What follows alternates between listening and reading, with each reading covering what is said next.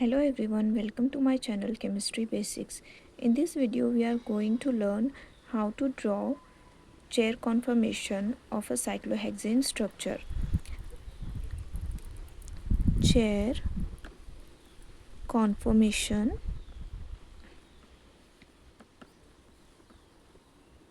of a cyclohexane structure. देखो यहाँ पे नॉर्मली ना जो साइक्लोहेक्सेन स्ट्रक्चर होता है वो हम इस तरह से ड्रॉ करते हैं। अगर इस स्ट्रक्चर को हमें चेयर कॉन्फर्मेशन में ड्रॉ करना है तो यहाँ पे इसका जो स्ट्रक्चर होगा कुछ इस तरह से होगा। ओके, ठीक है। अब सवाल ये आता है कि हम चेयर कॉन्फर्मेशन को कहाँ पे यूज़ कर सकते हैं।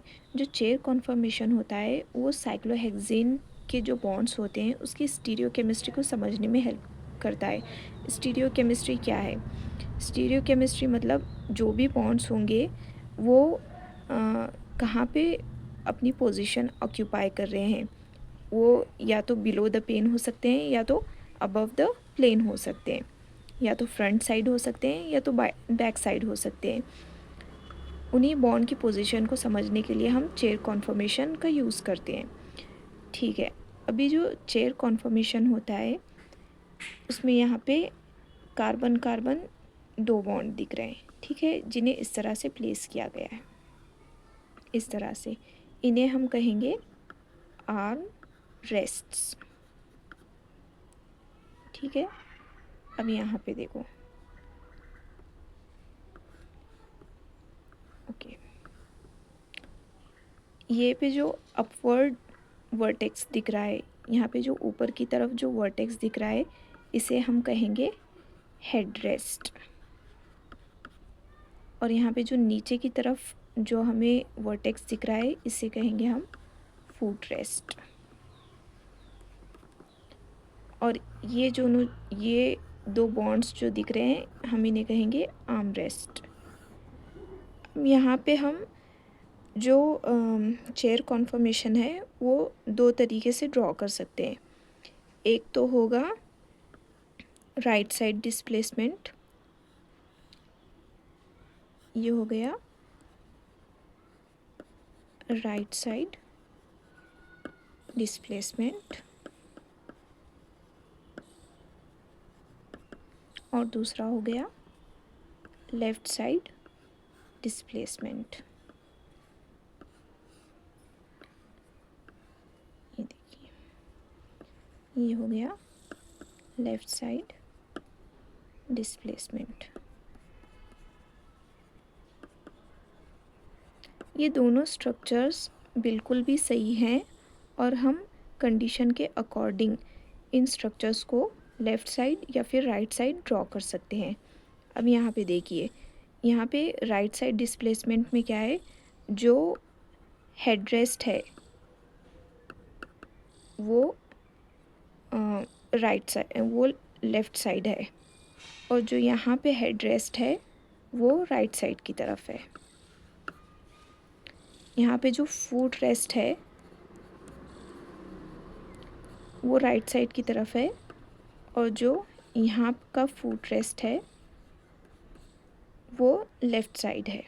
इस तरह से हम राइट साइड या फिर लेफ़्ट साइड ये दोनों डिस्प्लेसमेंट्स को चेयर कॉन्फर्मेशन के हिसाब से हम लोग ड्रॉ कर सकते हैं। ओके, अब हम समझेंगे कि किस तरह से इक्वेटोरियल एंड एक्सियल बॉन्ड्स को ड्रॉ किया जा सकता है। एक्सियल बॉन्ड्स को ड्रॉ किया जा सकता है। पहले यहाँ पे हम राइट साइड डिस्प्लेसमेंट वाला स्ट्रक्चर ड्रॉ करेंगे और यहाँ पे लेफ़्ट साइड वाला चेयर कॉन्फर्मेशन यहाँ पे ड्रॉ करेंगे। देखिए, यहाँ पे एक एक्सिस बनाएंगे। देखिए, जो एक्सियल बॉन्ड होती हैं वो हमेशा ये जो रिंग की जो एक्सिस है, ये जो मेन एक्सिस है इसको पैरेलल होती है। जैसे यहाँ पे देखिए वर्टेक्स यहाँ पे, तो यहाँ पे एक्सियल बॉन्ड आएगा, मतलब जो मेन एक्सिस है उसके पैरेलल पे आएगा। यहाँ पे वर्टेक्स यहाँ पे नीचे की तरफ, मतलब नीचे की तरफ एक्सियल बॉन्ड आएगा। यहाँ पे देखिए यहाँ पे भी वर्टेक्स नीचे की तरफ है, मतलब यहाँ पे नीचे की तरफ आएगा। यहाँ पे एक्सियल ऊपर की तरफ है, मतलब ऊपर की तरफ आएगा एक्सियल बॉन्ड। अब यहाँ पे नीचे की तरफ है तो यहाँ पे नीचे की तरफ आएगा। यहाँ पे ऊपर की तरफ है, ऊपर की डायरेक्शन में, तो ऊपर की तरफ एक्सियल बॉन्ड आएगा। इसी तरह से लेफ़्ट साइड डिस्प्लेसमेंट में यहाँ पे ऊपर की तरफ है वर्टेक्स, मतलब ऊपर की तरफ एक्सियल बॉन्ड आएगा। यहाँ पे नीचे की तरफ है, मतलब नीचे की तरफ आएगा।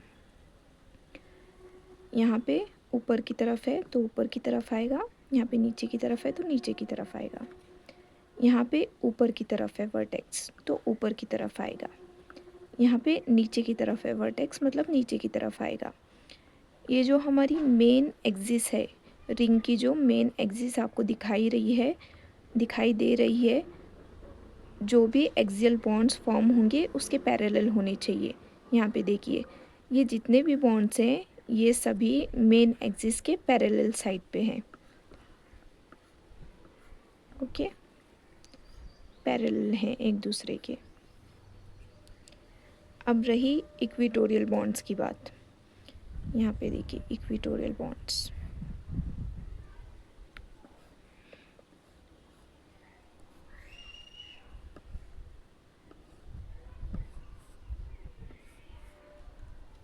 जो इक्वेटोरियल बॉन्ड्स होती है ना, वो इक्वेटर के बाहर की तरफ होती हैं।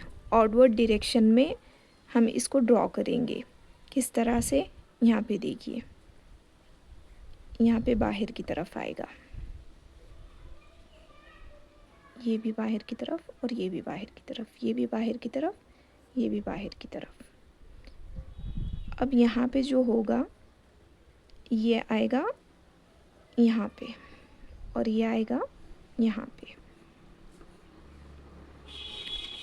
और यहाँ पे ये भी बाहर की तरफ होगा और यहाँ पे ये भी बाहर की तरफ होगा।